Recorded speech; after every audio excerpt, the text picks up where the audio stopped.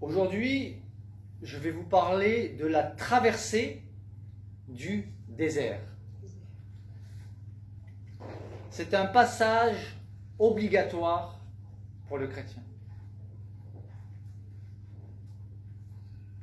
Nous avons tous et nous aurons tous, non pas seulement un désert, mais plusieurs déserts à traverser. C'est quoi le désert? Il porte bien son nom. Il y a quoi dans le désert? Non, il n'y a pas de forêt dans le désert. Il y a des oasis. Il n'y a rien. Parmi l'étendue, la vaste étendue du désert, il y a, de ci, de là, des oasis. Mais elles sont rares. Le plus souvent, le désert est aride. On souffre de la chaleur. Il n'y a pas beaucoup de distractions dans le désert. Et nous pouvons voir ici, au travers de cette image du désert, le désert spirituel.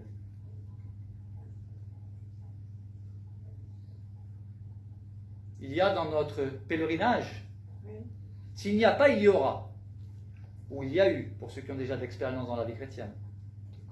Mais des périodes où il ne se passe rien. La vie est banale, remplie de banalités. Sur le plan émotionnel, sur le plan des sentiments, du ressenti, on ressent rien. On a l'impression que Dieu est loin, très loin.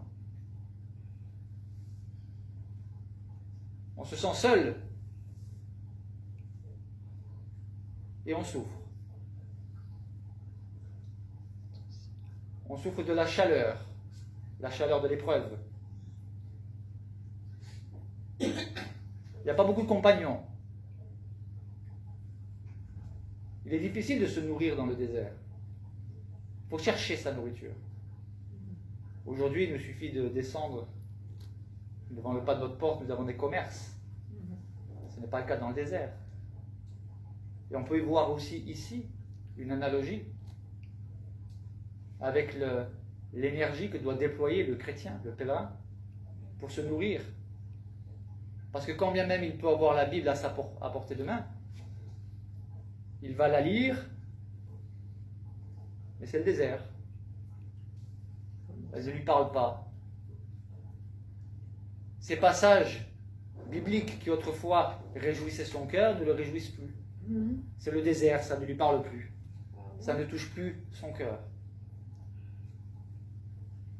Ça ne l'interpelle plus. Ça ne vous interpelle plus, ça ne m'interpelle plus quand on est dans cette période de désert. Et pour que la parole nous rafraîchisse au milieu de cette chaleur ardente de l'épreuve, il nous faut creuser. Dans le désert, il faut creuser pour trouver de l'eau. Si on est loin d'une oasis, on essaye de survivre. Alors il faut creuser. Il faut faire des efforts. Mais on n'a pas envie. Pourquoi? Parce qu'on souffre, parce qu'il fait chaud. On a plutôt envie de dormir, de se reposer, de se mettre à l'ombre. On recherche que quelques coins d'ombrage, mais il n'y en a guère beaucoup dans le désert. On peut en trouver, mais où chercher? Dans quelle direction? On ne sait pas. Alors on a besoin de guides. Les nomades, ceux qui connaissent bien le désert. Et on peut voir ici l'image du chrétien expérimenté. Le chrétien expérimenté, vous en rencontrerez dans votre pèlerinage. Ce sont ceux qui connaissent bien le désert et qui pourront vous indiquer dans quelle direction marcher. Ce ne sont pas des farfelus. Ils ont les pieds sur terre. Ils sont confrontés à la réalité des difficultés de la vie quotidienne. Ils ne sont pas des mystiques illuminés qui vivent sur un nuage Non, ils sont expérimentés, ils ont été éprouvés. Ils savent ce qu'est le désert. Et on a besoin de rencontrer ces guides-là. Oh oui. On a besoin de ces frères et de ces sœurs qui ont cette expérience de la vie chrétienne. Pour nous guider.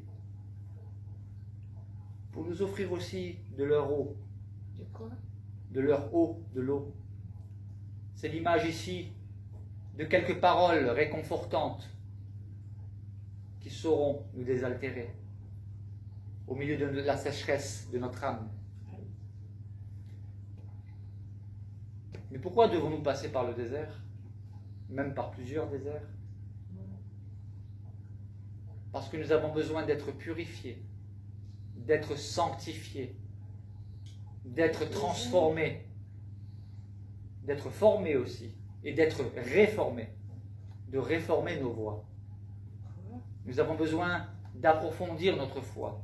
Et cela passe inévitablement par le désert. Le désert. Il y a plusieurs raisons au désert. La purification, la sanctification, mais quelquefois cela peut aussi être un jugement. Un jugement pédagogique de Dieu. Il nous conduit au désert pour nous parler, pour parler à notre cœur. Parce que sans ce désert, nous n'écoutons pas. Au milieu des distractions, nous n'écoutons pas. Alors il veut rendre notre oreille attentive. Et il nous conduit dans le désert. Nous pouvons lire ceci dans le livre du prophète Osée, au chapitre 2, le verset 16. Dieu est en jugement avec son peuple, il a des reproches à lui faire. Et il dit, en parlant de son peuple, « Je veux l'attirer et le conduire au désert, et alors je parlerai à son cœur. » Après la liste de reproches qu'il fait à son peuple, il dit, « C'est pourquoi, voici, je veux l'attirer et le conduire au désert, et je parlerai à son cœur. » Parce que nous n'écoutons pas. On essaye. Mais nous n'écoutons pas. Non. Nous entendons, mais nous n'écoutons pas. On peut entendre les bruits, mais ne pas les écouter. On peut entendre quelqu'un parler, mais ne pas écouter ce qu'il dit. Écouter, c'est la demande de l'attention. Oui. Et souvent, Dieu, dans sa parole, dit « Écoutez-moi ». Et là, Dieu dit « Je veux attirer mon peuple, le conduire au désert, pour parler à son cœur. » Nous sommes quelquefois tellement remplis d'arrogance, Pardon. de préjugés De misère. et de tant de sottises, il faut le dire. Mais Dieu nous aime tellement qu'il ne peut pas nous laisser ainsi. Alors il nous conduit au désert pour parler à notre cœur. Dans le livre de l'Exode, au chapitre 15,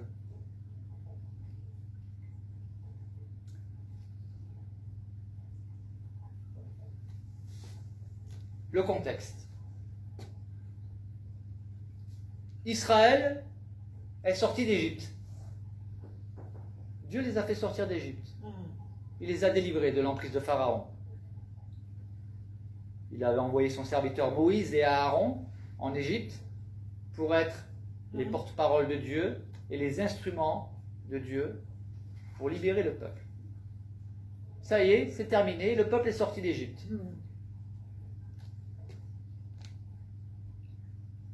Ils ont passé la mer Rouge. Et là, nous pouvons lire ceci. Moïse fit partir Israël de la mer Rouge.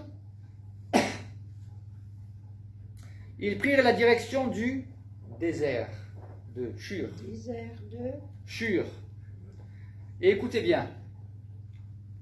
Après 3 journées de marche dans le désert, ils ne trouvèrent point d'eau. 3 jours. Ce n'est pas des semaines, ce n'est pas des mois. 3 jours. Ils viennent de voir la puissance de Dieu les délivrer de l'emprise des Égyptiens. Quoi? Ils ont vu de quoi Dieu est capable. Dieu a ouvert la mer. Ils l'ont vu. Ce n'est pas une vague croyance, ils l'ont vu de leurs yeux. Et à présent, ils doivent passer par le désert 3 jours. 3 jours. Pourquoi? Ça suffit.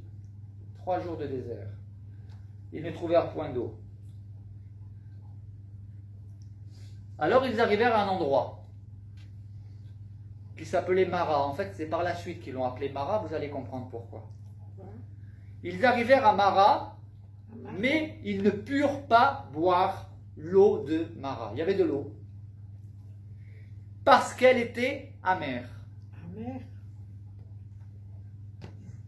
Donc il y avait de l'eau, mais elle était imbuvable. Donc 3 jours qu'ils marchent dans le désert, qu'ils souffrent, qu'ils n'ont pas d'eau. Sans boire. Et là, vous savez que c'est la limite, 3 jours, 3-4 jours. On ne peut pas vivre beaucoup plus longtemps sans eau. Hein. Non. Et là, ils arrivent à un endroit, il y a de l'eau, mais elle est amère. Ah. Pourquoi? Pardon. Je laisse exprès ce silence pour vous essayer d'imaginer. Imaginez que ça fait 3 jours que vous marchez dans le désert, vous arrivez à un endroit, il y a de l'eau, vous êtes content. Vous buvez l'eau, elle est amère, elle est imbuvable. Ah. Comment vous réagiriez? Comment le peuple a réagi? Le peuple, on peut lire sa réaction, verset 24. Le peuple murmura contre Moïse en disant: que boirons-nous? On peut les comprendre. On peut comprendre qu'après 3 jours de marche, on a soif. On arrive, l'eau est imbuvable. On peut comprendre qu'on se pose la question. Mais Pourquoi? Mais le peuple savent que Dieu marchait avec eux. Ils devraient réfléchir et se poser la question, mais toute la puissance que notre Dieu a déployée en Égypte, est-ce que c'est pour nous laisser mourir de soif maintenant? Il aurait suffi d'être un peu logique. Est-ce que Dieu va nous abandonner? Dieu s'est donné tellement de mal, enfin de mal, non, c'est pas donné du mal, c'était facile pour Dieu, mais c'est une manière de parler. Dieu a déployé sa puissance en Égypte pour maintenant nous laisser mourir de soif, non? Donc ils auraient dû manifester de la foi en disant: bon, nous souffrons, Seigneur, mais nous te faisons confiance. Oui. Non. Le peuple murmure. Alors que fait Moïse? Ben Moïse, il crie à l'Éternel. Il n'y a pas d'autre solution quand il n'y a pas de solution. On est dans le désert, il n'y a rien à boire, on fait quoi? Vous savez, les gens qui disent: moi, j'ai pas besoin de Dieu, etc. Oui, tant que tu n'es pas dans le désert, tant que tu n'es pas dans une situation où tu as besoin d'un miracle, tu peux te passer de Dieu. Mais il peut arriver qu'un jour, tu te trouves dans une situation désespérée où tu te dis: ben là, si Dieu n'intervient pas, c'est terminé. Et donc dans ces moments-là, la chose la plus sensée à faire, c'est de crier à Dieu. Il n'y a rien à perdre finalement. On n'a rien à perdre à crier à Dieu. Qu'est-ce qu'on a à perdre à s'adresser à celui qui peut tout? On est devant un problème, il n'y a pas de solution. Qu'est-ce qu'on risque à demander de l'aide à quelqu'un qui est censé pouvoir tout faire? Et Moïse crie à l'Éternel, et l'Éternel lui indiqua un bois, un morceau de bois, qu'il jeta dans l'eau, et l'eau devint douce. Ce fut là que l'Éternel donna au peuple des lois et des ordonnances, et ce fut là qu'il le mit à l'épreuve. On peut voir derrière cette image du bois, enfin moi personnellement j'y vois le bois du calvaire. Jésus a été crucifié sur le bois. Et on peut voir là une préfiguration, le bois salutaire.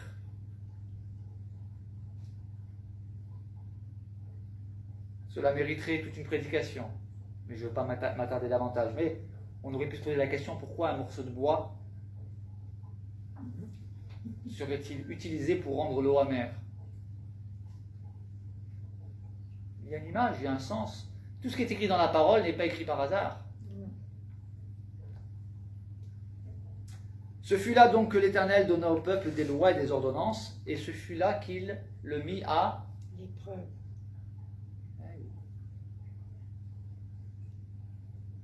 Qui aime l'épreuve? Qui aime les épreuves? Personne. Moi, ouais, normalement. Oui. Moi, je n'aime pas les épreuves. Pourtant, elles sont nécessaires pour progresser. Si vous voulez avoir le permis de conduire, vous êtes obligé de passer l'épreuve du permis de conduire. Si vous voulez avoir un diplôme, vous allez devoir passer par des épreuves. Les épreuves permettent de nous faire le point, de savoir où nous en sommes. Il peut nous arriver d'échouer. On fait quoi? Vous faites quoi si vous échouez à l'épreuve? Ah, j'abandonne. Ah non, il faut bien abandonner. Il faut continuer. Ah. Mais c'est plus facile à dire qu'à faire, n'est-ce pas? Mais il y en a qui l'ont fait. On fait comme on peut. Il y en a qui l'ont fait. Et il y en a qui le font. Et Dieu ne fait pas exception, il nous met à l'épreuve. Dieu nous met à l'épreuve. Il nous met à l'épreuve. Pour notre bien. Et toujours dans le livre de l'Exode, à partir du chapitre 16,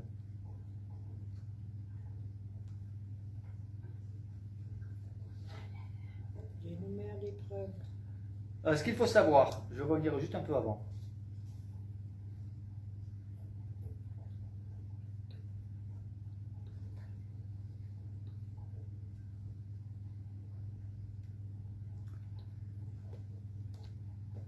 J'aimerais revenir sur l'histoire de cette épreuve. Laquelle? 3 jours de marche dans le désert. Quel était le plan de Dieu? C'était quoi le plan de Dieu? Pourquoi cette eau? Est-ce que Dieu voulait les laisser mourir? Non. Parce que après Mara, Quoi? à une courte période de marche après Mara, Mara. donc à Mara, ils ont pu boire de l'eau, d'accord? Mara, Mais c'est- après Mara, ils arrivent à un endroit qui s'appelle Élim. Quoi? Et Élim, il y avait, je vais lire le texte. Ils arrivèrent à Élim où il y avait 12 sources d'eau et 70 palmiers. Ils campèrent là près de l'eau. Ça veut dire dans le plan de Dieu, quand ils avaient partir d'Égypte, l'itinéraire qu'il avait tracé pour son peuple, c'est 3 jours d'épreuve à travers le désert. Une petite épreuve avec cette eau amère pour voir comment réagirait le peuple. Et tout de suite après, Dieu avait prévu quand même Élim. Élim. Élim, cet endroit où il y avait 12 sources. Une source pour chaque tribu d'Israël. Vous savez qu'il y avait 12 tribus en Israël. Et il y avait 12 sources. C'est une image, bien évidemment, mais il y avait quand même 12 sources. Donc il y avait de l'eau en abondance. Et Dieu a prévu, dans ton épreuve, dans ton désert, Mara, oui, il y a de l'amertume, de la souffrance, mais dans ton parcours, Dieu a prévu une halte à Élim, Ah, voilà. oasis. Les palmiers, donc il y en avait 70, nous savons que 70 c'est le chiffre de la perfection, 7, 70, ce sont les chiffres de la perfection. Oui. 70 palmiers pour protéger le peuple, c'est-à-dire pour que le peuple soit protégé de l'épreuve du soleil, de la chaleur ardente. Et 12 sources, plus qu'il n'en faut. Quoi? 12 sources. Donc Dieu a prévu, dans notre cheminement, des passages dans le désert, oui, à Mara, mais aussi Élim.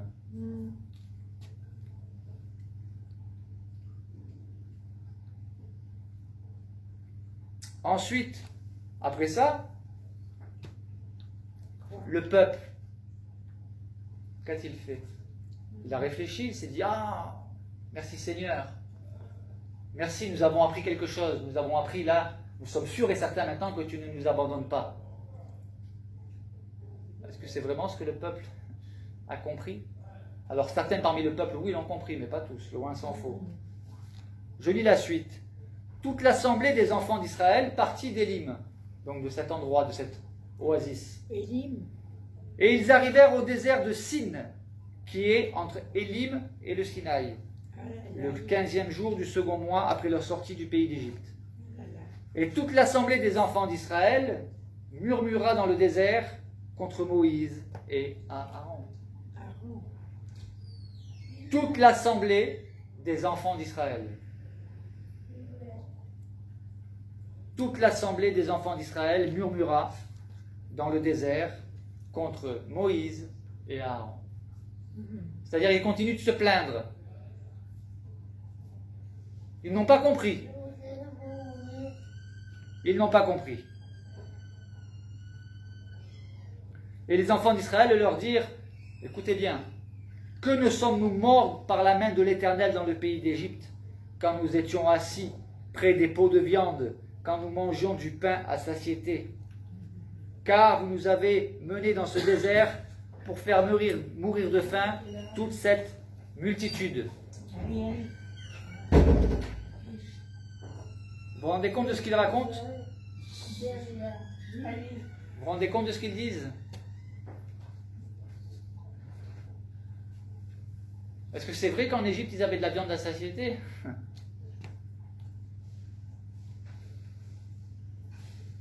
De la viande et du pain?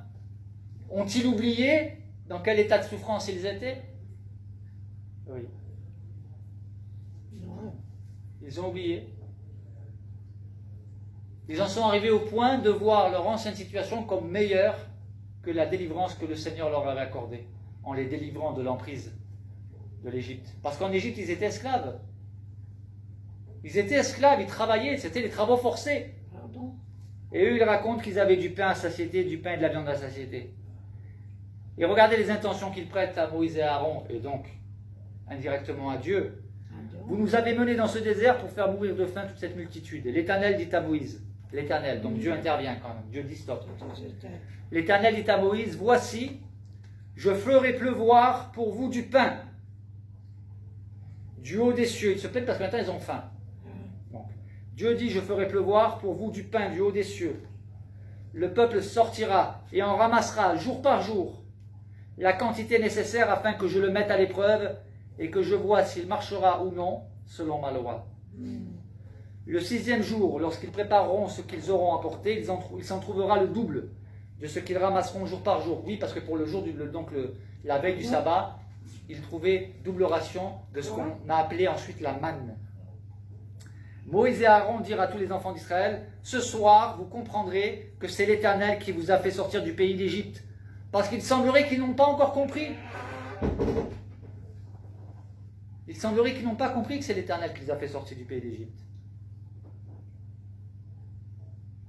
Alors ils leur dirent, ce soir vous comprendrez que c'est l'Éternel qui vous a fait sortir du pays d'Égypte.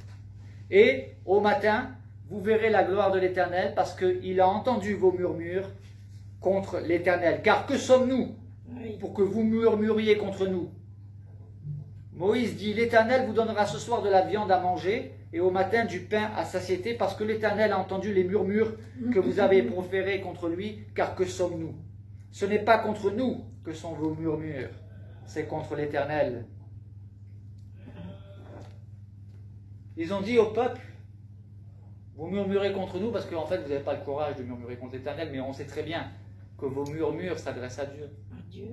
Vous lui reprochez de ne pas vous donner à manger et de ne pas vous donner à manger comme vous le souhaiteriez. Et c'est là qu'ils vont recevoir la manne. Et Moïse dit à Aaron, dit à toute l'assemblée des enfants d'Israël, approchez-vous devant l'Éternel, car il a entendu vos murmures. Lorsque nous sommes dans la souffrance, dans le désert, dans l'épreuve, nous avons le droit de dire à Dieu que nous avons mal, que nous souffrons. Ça, ce n'est pas des murmures. C'est quoi la différence? Les murmures, c'est lorsqu'on ne s'adresse pas à Dieu et qu'on se plaint, qu'on passe notre temps à se plaindre auprès des uns, auprès des autres. Mais notre souffrance, nous ne la répondons pas devant Dieu. Et c'est ce qu'il faut. Il y a des exemples d'hommes et de femmes qui ont répandu leur âme devant Dieu et qui ont dit à Dieu ce qu'ils souffraient. Dieu ne les a pas condamnés, ni ne les a pas jugés, au contraire. Mais ils ne s'écoutent pas. Oui, Dieu nous écoute. On nous écoute. Ah, bien sûr, évidemment qu'il nous écoute. Mais ils ne répondent Parce que c'est, oui, bien sûr qu'il répond. Pas toujours comme nous le souhaiterions, mais il répond. Et même ces silences sont des réponses. Ah oui? Ah bon? Ouais, effectivement, parce que la question, ah bon, oui. Si nous demandons quelque chose à Dieu qu'il ne nous le donne pas, ça veut dire soit deux choses. Soit c'est non, ce que tu demandes, je ne te le donnerai pas parce que ce n'est pas bon pour toi. Soit son silence signifie simplement attends. Continue de prier. Mais tant qu'on ne sait pas, ah bien continuons de prier. Mais réfléchissons aussi à ce que nous demandons. Parce que vous avez des personnes qui demandent. Vous savez quelle est parmi les prières les plus répandues que certains adressent à Dieu et qu'on n'ose pas dire? Ben, il y a Il faut attendre. le gain au loto. Il y en a beaucoup qui prient pour que Dieu les fasse gagner au loto. Oh Dieu, fais-moi gagner au loto, puis je donnerai pour les pauvres une partie. Pas beaucoup de personnes vous avoueront cela, mais c'est une réalité. Moi personnellement, je n'ai jamais adressé cette prière à Dieu parce que je sais que Dieu n'agrée pas les jeux de hasard pour gagner de l'argent.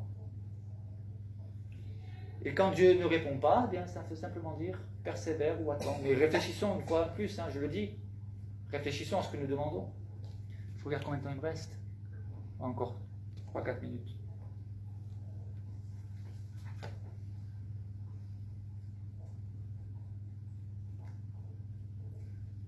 Encore un texte dans Matthieu.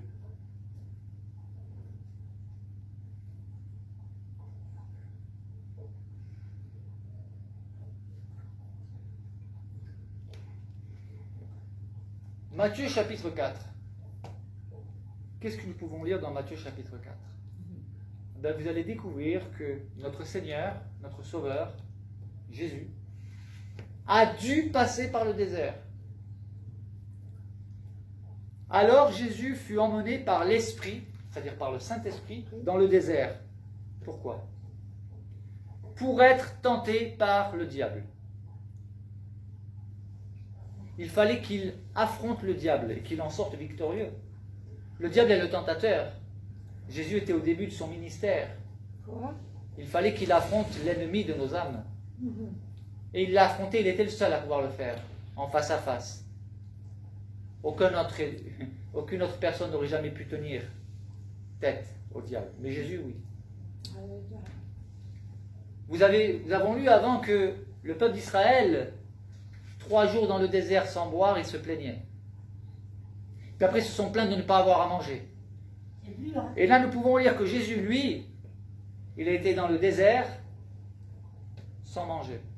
Pas sans boire, parce qu'on ne peut pas tenir sans boire. Non, il faut Plus de 3, 4 jours, 5 jours maxi, vraiment. Mais sans manger, dans le jeûne. Jésus a passé 40 jours sans manger, dans le désert. Parce que le désert est formateur. C'est beaucoup.